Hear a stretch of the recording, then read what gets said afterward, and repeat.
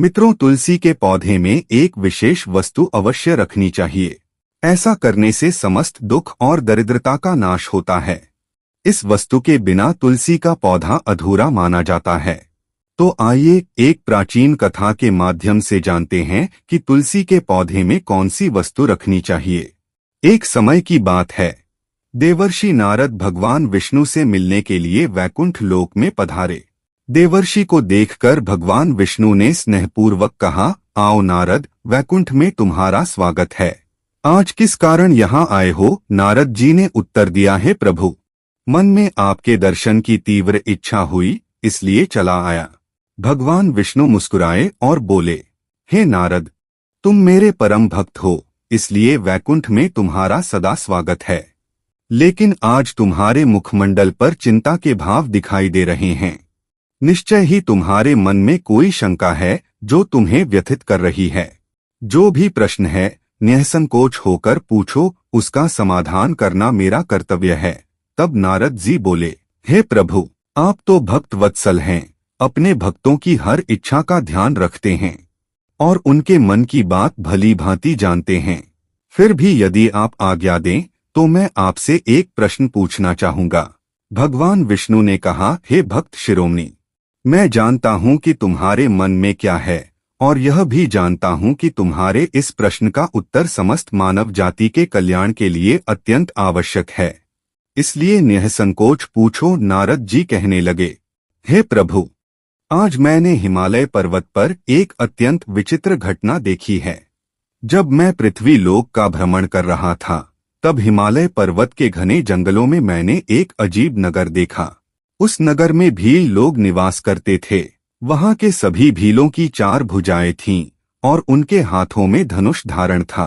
वे सभी आपके पार्षदों के समान प्रतीत हो रहे थे। वे फल फूल और मूल कंद खाकर अपना उदर निर्वाह करते थे। उन्हें देखकर मेरे मन में बड़ा संदेह उत्पन्न हुआ कि धनुष धारण किए हुए ये जंगली भील चतुर्भुज रूप में कैसे हुए। वैकुंठ लोक में रहने वाले पुण्यात्माओं जैसा स्वरूप और उनकी जैसी 4 भुजाएं इस वन में रहने वाले इन भीलों को कैसे प्राप्त हो गईं? ये तो आपके पार्षदों के समान ही दिव्य दिख रहे हैं। हे प्रभु, यह कैसे संभव हुआ? उन्होंने ऐसा कौन सा पुण्य किया है जिससे उन्हें यह चतुर्भुज रूप मिला? जो स्वरूप बड़े बड़े देवताओं के लिए भी दुर्लभ है, वह स्वरूप इन वनवासियों को कैसे प्राप्त हुआ? हे प्रभु, कहीं यह आपकी माया तो नहीं, या फिर क्या आपके वैकुंठ लोक के निवासी यहाँ आकर रहने लगे हैं? कृपया मुझे इस रहस्य से अवगत कराइए। यह सुनकर भगवान विष्णु मुस्कुराए और बोले, हे नारद, तुमने जो कुछ भी देखा है वह सत्य है। यह न तो मेरी माया है और न ही वे वैकुंठ लोक के निवासी हैं। उन्हें चतुर्भुज रूप मेरी ही कृपा से प्राप्त हुआ है, क्योंकि उन्होंने एक अत्यंत दुर्लभ पुण्य का कार्य किया था। उसी के फलस्वरूप उन्हें 4 भुजाएं मिली हैं। देवर्षि नारद बोले, हे प्रभु, मैं इस रहस्य को सुनने के लिए अत्यंत आतुर हूँ। कृपया मुझे पहेलियों में न उलझाएं और शीघ्र बताइए कि उन्होंने ऐसा कौन सा पुण्य किया जिससे उन्हें 4 भुजाएं प्राप्त हुई। भगवान विष्णु बोले, हे देवर्षि, इस रहस्य को बताने से पहले मैं तुम्हें एक अत्यंत प्राचीन कथा सुनाऊंगा। भगवान विष्णु बोले, हे नारद, तुम इस कथा का श्रवण ध्यानपूर्वक करो। इस कथा के माध्यम से तुम्हें तुम्हारे सभी प्रश्नों के उत्तर मिल जाएंगे। जो भी मनुष्य इस कथा को श्रद्धा और ध्यान से सुनता है, उसके समस्त पाप नष्ट हो जाते हैं और वह चतुर्भुज रूप धारण करके मेरे साथ वैकुंठ में निवास करता है। देवर्षि नारद ने कहा, हे प्रभु, आपके मुख से इस कथा को सुनना मेरे लिए परम सौभाग्य की बात है। कृपया शीघ्र मुझे वह कथा सुनाएं। तब भगवान विष्णु कथा कहने लगे, हे नारद, पूर्वकाल की बात है। हिमालय पर्वत के घने वन में सुधन्वा नाम से प्रसिद्ध एक शिकारी रहता था। वह अत्यंत दुष्ट और हिंसक स्वभाव का मनुष्य था। अनेक जीव जंतुओं की हत्या करना और दूसरों का धन लूटना ही उसका प्रतिदिन का काम था। क्रोध, द्वेष, काम आदि दोष सदा उसके भीतर भरे रहते थे। वह वन में इधर उधर भटकता और केवल खेल खेल में ही निष्पाप पशुओं पर प्रहार कर उन्हें मार डालता था। एक दिन वही शिकारी वन में भटकते हुए शिकार की खोज में था। उसके मन पर मोह और अज्ञान का घना अंधकार छाया हुआ था। उसे यह पता नहीं था कि उस दिन उसका अंत समय निकट आ चुका है। हाथ में धनुष लिए वह जंगल में इधर उधर घूमने लगा और अनेक छोटे छोटे जीवों को मार डाला। उन्हें तड़पता छोड़कर वह हंसते हुए आगे बढ़ रहा था कि अचानक उसके सामने एक विशालकाय भयंकर शेर आ खड़ा हुआ। शेर को देखते ही वह शिकारी भय से कांप उठा, परंतु साहस बटोरकर उसने धनुष तानकर उस पर प्रहार करना शुरू किया। लेकिन वह शेर काल के समान अत्यंत भयंकर था। शिकारी के बाण उसके शरीर से टकराकर बेअसर नीचे गिर जाते थे। तब वह शेर गर्जन करते हुए बोला, हे दुष्ट, तूने मेरे वन में निवास करने वाले अनेक निष्पाप पशुओं के प्राण लिए हैं। अब तू भी अपने प्राण गंवाने के लिए तैयार हो जा। शेर की गर्जना सुनकर शिकारी भय से थरथराने लगा और शीघ्रता से उसने उस शेर पर और भी तेज आक्रमण करना शुरू कर दिया। किंतु शेर ने एक ही पंजा मारकर उस शिकारी को भूमि पर गिरा दिया, जिससे उसके प्राण पखेरु उड़ गए और वह उसी क्षण मृत्यु को प्राप्त हुआ। उसके मरते ही वहां यमराज के 2 दूत प्रकट हुए। उनके लंबे लंबे बाल, विशाल नाखून और भयानक बड़े बड़े दांत थे। हाथ में पाश धारण किए, सिर पर सिंहचर्म ओढ़े और हाथों में लोहे के दंड लिए वे अत्यंत भयानक प्रतीत हो रहे थे। उन यमदूतों को देखकर प्राणी भय से मूर्छित हो जाते थे। शिकारी के पास पहुंचकर वे यमदूत आपस में कहने लगे, इस समस्त जीवों को भय पहुंचाने वाले और निष्पाप पशुओं के हत्यारे इस पापी को पकड़ो और बांध लो। फिर उन्होंने उस शिकारी को अपने पाश से बांध लिया और बोले, अरे दुष्ट पापी, तूने कभी मन से शुभ कर्म नहीं किया। अकारण ही तूने अनेक निर्दोष प्राणियों का वध किया। जन्म से लेकर आज तक तूने भगवान की सेवा नहीं की। समस्त पापों को नष्ट करने वाले भगवान विष्णु का कभी स्मरण नहीं किया, न ही दान पुण्य का कोई कार्य किया। इसीलिए धर्मराज के आदेश से हम तुझे नरक ले जाने आए हैं। धर्मराज तुझे भयंकर कुंभीपाक तथा रौरव नरक में डाल देंगे। यमदूतों के ऐसे भयंकर वचन सुनकर वह शिकारी भयभीत हो गया और हाहाकार करने लगा, परंतु यमदूतों को उस पर तनिक भी दया नहीं आई। वे उसे बांधकर ले जाने लगे। भगवान विष्णु बोले, हे नारद, उसी समय वहां एक ब्राह्मण वहां आ पहुंचे, जो सदा भक्ति में लीन रहते थे। जब उस ब्राह्मण ने देखा कि यमदूत उस शिकारी को पाश में बांधकर ले जा रहे हैं, तो उन्हें बड़ा विस्मय हुआ। वह महात्मा अत्यंत दयालु थे। उस शिकारी की दयनीय अवस्था देखकर उनका हृदय करुणा से भर गया। उन्होंने मन ही मन विचार किया, मेरे रहते हुए इस मनुष्य को इतनी कठोर यातनाएं क्यों भोगनी पड़ रही हैं। ब्राह्मण ने मन ही मन सोचा, मैं अभी इस मनुष्य को इन यमदूतों से मुक्त कराता हूँ। यह सोचकर वे अपने हाथ में शालिग्राम शिला लेकर उस शिकारी के शरीर के पास गए। उन्होंने शालिग्राम का पवित्र चरणामृत, जिसमें तुलसी दल मिला हुआ था, उस शिकारी के मुख में डाल दिया। फिर उसके कानों में राम नाम का जाप किया, उसके मस्तक पर तुलसी दल रखा और उसकी छाती पर शालिग्राम शिला रख दी। तब उन्होंने यमदूतों से कहा, हे यातना देने वाले दूतों, अब यहाँ से चले जाओ। शालिग्राम का स्पर्श होते ही उस शिकारी के समस्त पाप क्षण भर में नष्ट हो गए। अचानक वहां भगवान विष्णु के 2 पार्षद प्रकट हुए। उनका स्वरूप अत्यंत अद्भुत था। 4 भुजाएं, पीतांबर वस्त्र, तेजस्वी मुखमंडल। उन्होंने उस शिकारी को यमदूतों के बंधन से मुक्त कर दिया और बोले, हे दूतों, तुम किसकी आज्ञा से ऐसा अधर्म कर रहे हो? यह मनुष्य अब भगवान विष्णु का भक्त है, तो तुम इसे पकड़कर ले जाने का प्रयास क्यों कर रहे हो? यमदूत विनम्र होकर बोले, हे पार्षदों, आपको प्रणाम है। हम धर्मराज की आज्ञा से ही इसको ले जाने आए हैं। यह पापी कभी किसी पर उपकार नहीं करता था।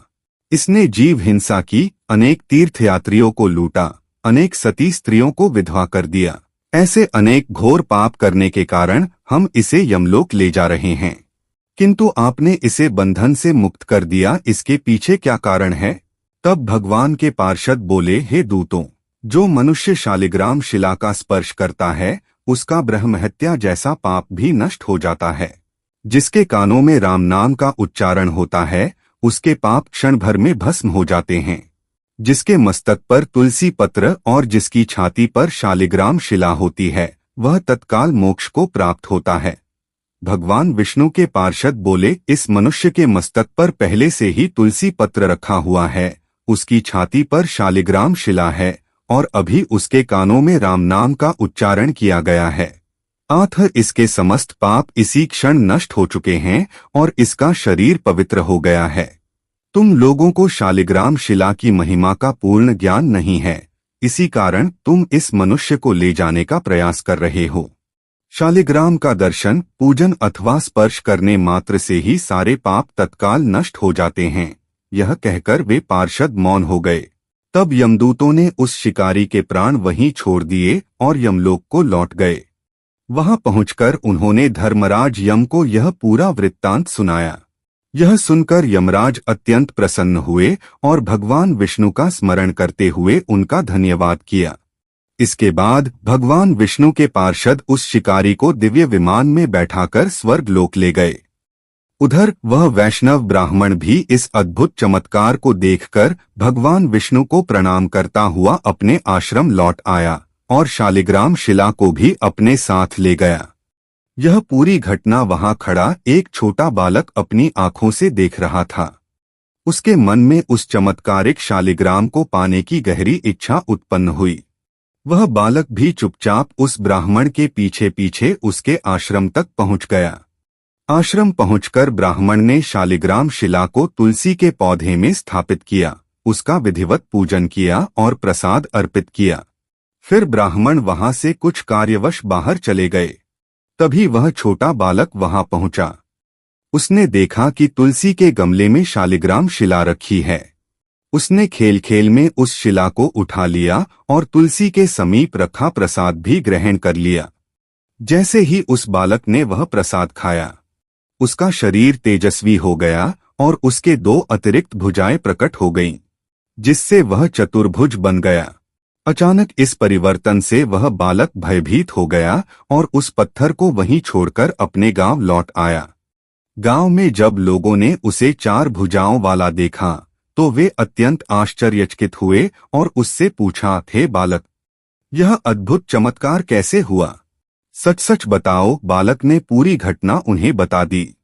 तब सभी भील उस बालक के साथ ब्राह्मण के आश्रम पहुंचे। वहां उन्होंने शालिग्राम शिला की विधिवत पूजा की, उस पर जल और प्रसाद चढ़ाया और फिर वही प्रसाद ग्रहण किया। जैसे ही उन्होंने प्रसाद खाया, सभी भील भी चतुर्भुज हो गए। फिर उन्होंने ब्राह्मण से प्रार्थना की कि वह शालिग्राम शिला उन्हें दे दें।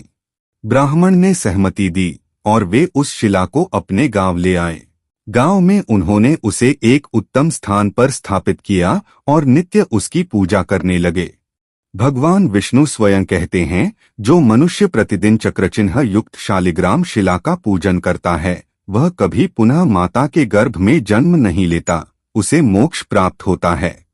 गंडकी नदी से प्राप्त शालिग्राम शिला मनुष्य के 100 जन्मों के पाप एक ही क्षण में नष्ट कर देती है। चाहे कोई मनुष्य हजारों पाप कर चुका हो, केवल शालिग्राम शिला का चरणामृत पीकर वह तत्काल पवित्र हो जाता है। परंतु नियम यह है, किसी स्त्री को शालिग्राम शिला को सीधे स्पर्श नहीं करना चाहिए, चाहे वह विधवा हो या सुहागिन। यदि वह स्वर्गलोक या आत्मकल्याण की इच्छुक है तो उसे शालिग्राम से दूर रहना चाहिए। यदि कोई स्त्री मोहवश शालिग्राम को छू लेती है तो उसके संचित पुण्य नष्ट हो जाते हैं और वह नरक में जाती है। अंत में भगवान विष्णु कहते हैं, यदि कोई मनुष्य पापाचारी हो, यहाँ तक कि ब्रह्महत्या का पाप भी क्यों न किया हो, यदि वह शालिग्राम शिला को स्नान कराए हुए जल को पी ले तो वह परमगति को प्राप्त होता है। जो मनुष्य शालिग्राम शिला का पूजन करता है, उसे दंभ, अहंकार और लोभ से रहित रहना चाहिए। उसे पराई स्त्री और पराये धन से दूर रहकर शुद्ध आचरण अपनाना चाहिए। समस्त तीर्थों में स्नान करने और सभी प्रकार के यज्ञ करने से जो अद्भुत पुण्य प्राप्त होता है, वही पुण्य शालिग्राम शिला पर चढ़ाए गए एक बूंद जल से ही मिल जाता है। तुलसी के पौधे में शालिग्राम रखना अत्यंत शुभ माना गया है। तुलसी के गमले में शालिग्राम रखने से तुलसी का प्रभाव कई गुना बढ़ जाता है और घर से संपूर्ण नकारात्मक ऊर्जा समाप्त हो जाती है। शालिग्राम भगवान विष्णु का निराकार स्वरूप है। इसमें अल्प मात्रा में सुवर्ण, सोना भी पाया जाता है। ये पत्थर केवल गंडकी नदी, नेपाल में मिलते हैं। इसलिए यदि शालिग्राम तुलसी के पौधे में रखा जाए तो घर में मां लक्ष्मी की कृपा सदैव बनी रहती है और धन धान्य की कभी कमी नहीं होती। जिस घर में शालिग्राम विराजते हैं वह घर तीर्थ के समान पवित्र माना जाता है। नित्य शालिग्राम के दर्शन और पूजन से सभी प्रकार के भौतिक सुख प्राप्त होते हैं। शालिग्राम स्वयंभू होते हैं, इसलिए इनकी प्राण प्रतिष्ठा करने की आवश्यकता नहीं होती। यदि इन्हें तुलसी के पास रखकर प्रतिदिन पूजा की जाए तो व्यक्ति को कभी धन की समस्या नहीं आती। मृत्यु के समय यदि शालिग्राम का चरणामृत पिला दिया जाए तो सभी पाप नष्ट हो जाते हैं और व्यक्ति वैकुंठ धाम चला जाता है। यह चरणामृत औषधि के समान है जो मोक्ष प्रदान करता है। घर में केवल एक ही शालिग्राम की पूजा करनी चाहिए। शालिग्राम की पूजा भगवान विष्णु की मूर्ति से भी अधिक श्रेष्ठ मानी जाती है। प्रतिदिन शालिग्राम को चंदन लगाकर उस पर एक तुलसी का पत्ता रखें। शालिग्राम को पंचामृत से स्नान कराएं। ऐसा करने से सभी जन्मों के पाप नष्ट हो जाते हैं। शालिग्राम पत्थर को सकारात्मकता और सात्विकता का प्रतीक माना गया है। यदि शालिग्राम पत्थर टूटा हुआ हो या उसकी सतह खुरदरी रूखी हो तो वह पुरुष को आयु और लक्ष्मी से वंचित कर देता है, जिससे मनुष्य दरिद्री बन सकता है। इसलिए केवल वही शालिग्राम पूजन योग्य है जो चिकना, सुंदर और पूर्ण हो, वही लक्ष्मी प्रदान करता है। जिस पुरुष को लंबी आयु और धन की प्राप्ति की कामना हो उसे शालिग्राम की पूजा अवश्य करनी चाहिए। इससे उसकी सभी कामनाएं पूर्ण होती हैं। मित्रों, इस प्रकार भगवान विष्णु ने देवर्षि नारद को शालिग्राम का महात्म्य सुनाया। यदि आपको यह कथा पसंद आई हो तो कमेंट में जय श्री हरि विष्णु अवश्य लिखें और साथ ही वीडियो को लाइक, चैनल को सब्सक्राइब करना ना भूलें।